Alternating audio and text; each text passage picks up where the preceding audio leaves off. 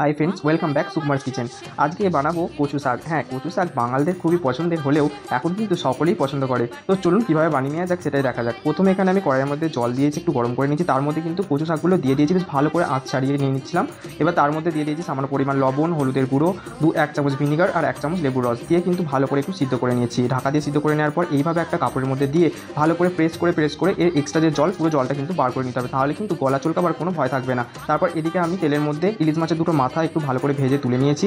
তারপর সেই তেলের মধ্যে কালো জিরে ফোড়ন দিয়ে তার মধ্যে কাঁচা লঙ্কা আর থেঁতো করে রাখা রসুন বেশ কিছুটা দিয়ে একটু ভাজা ভাজা করে নিচ্ছি। আর এখানে একটু পেঁয়াজও দিয়েছিলাম, দিয়ে ভাজা ভাজা করে নেওয়ার পর কচু শাকটা দিয়ে জল ঝরানো একটু ভালো করে মিক্স করে নিচ্ছি। তারপর তার মধ্যে কিন্তু দিয়ে দিয়েছি বেশ কিছুটা পরিমাণ জিরে গুঁড়ো আর লঙ্কার গুঁড়ো দিয়ে ভালো করে একটু কষিয়ে নেওয়ার পর তার মধ্যে দিয়ে দিচ্ছি আগে থাকতে ভেজে রাখা ইলিশ মাছের মাথাটা। এবার দিয়ে কিন্তু বেশ কিছুক্ষণ ধরে কিন্তু ভালো করে নেড়ে নেড়ে এটা শুকিয়ে নিতে হবে, যতক্ষণ না এর মধ্যে আরও যেটুকু জল রয়েছে সেই জলটা পুরোপুরি শুকিয়ে যাচ্ছে।